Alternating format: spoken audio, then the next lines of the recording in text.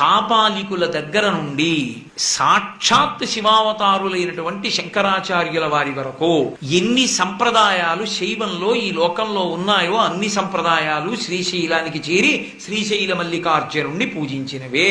శ్రీశైలానికి అంత దగ్గర సంబంధం. అక్కడ శంకర భగవత్పాదులు వెళ్ళారు ఒకనకొకప్పుడు. వెళ్లి శంకర భగవత్పాదులు తపస్సు చేసుకుంటుంటే ఒక కాపాలికుడు వచ్చాడు. ఎందుకు కాపాలికులకు ఆయన మీద కక్ష అంటే, ఆయన అనేకమైనటువంటి వాదనలను తిరస్కరించి వైదికమైనటువంటి ఆరాధనా విధానాన్ని ఆవిష్కరించారు ఈ దేశంలో. అందుచేత కాపాలికులకు కూడా ఆయన మీద కక్ష ఉండేది. అతను వెళ్ళన్నాడు, నేను ఎంతో పూజ చేశాను, ఇక నేను అమ్మవారికి ఒక చక్రవర్తి తల కాని సర్వసంగ పరిత్యాగి తల కాని ఇవ్వాలి. చక్రవర్తి తల నేను ఎలా తీసుకొస్తాను? వెళ్ళలేను, చంపేస్తారు. మీరు సర్వసంగ పరిత్యాగి, మీ తలకాయ అమ్మవారికి ఇస్తాను, మీ తలకాయ ఇస్తారా అని అడిగాడు. అయితే శంకరాచార్యుల వారు అన్నారు, నేను ఈ శరీరం కాదు అని సన్యాసం తీసుకున్న రోజున నిర్ణయించుకున్నాను. కాబట్టి నీకు నా తల వలన ఉపకారం జరుగుతుందంటే తీసుకో. కానీ నా శిష్యులున్నారే, వాళ్ళు ఎప్పుడూ నీ శరీరంలో ఉండాలని కోరుకుంటారు. ఎందుకంటే గురువు గారు శరీరంలో ఉంటే మంచి మాటలు చెప్తారు. అందుకని నేను సశరీరుడుగా ఉండాలని కోరుకుంటారు. వాళ్ళు పాతాళగంగా స్నానానికి వెడతారు. వెళ్ళినప్పుడు నా తల తీసేసుకో అన్నాడు. శిష్యులందరూ పాతాళగంగా స్నానానికి వెళ్ళారు. శంకరాచార్యులు వారు ఒక్కరూ కూర్చుని ధ్యానం చేస్తున్నారు. ఈ కాపాలికుడు వచ్చి కత్తి ఎత్తి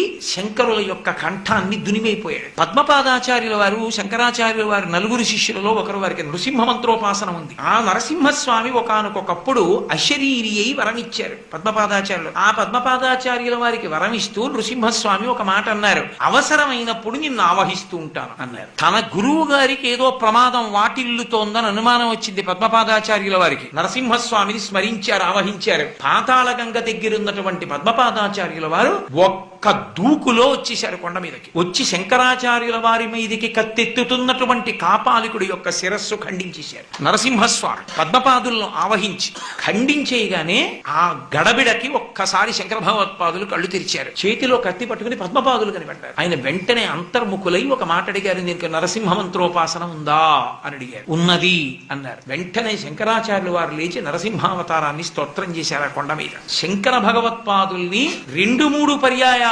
రక్షించినది, సశరీరంగా ఉంచేటట్టుగా చేసినది నరసింహావతారం. అటువంటి నృసింహుడు ఇప్పటికీ శ్రీశైల క్షేత్రంలో పూజలు అందుకుంటున్నాడు. ఎక్కడున్నాడో తెలుసా మీకు?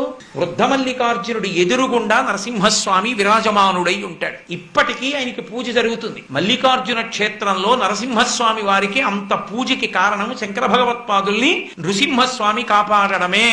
శంకర భగవత్పాదులకి ఆ క్షేత్రంతో స్పర్శ ఉంది. అలాగే శివాజీ మహారాజ్, ఆయన మహానుభావుడు, ఈ దేశానికి 2 గొప్ప సేవలు అందించాడు ఆర్షధర్మాన్ని నిలబెట్టడానికి.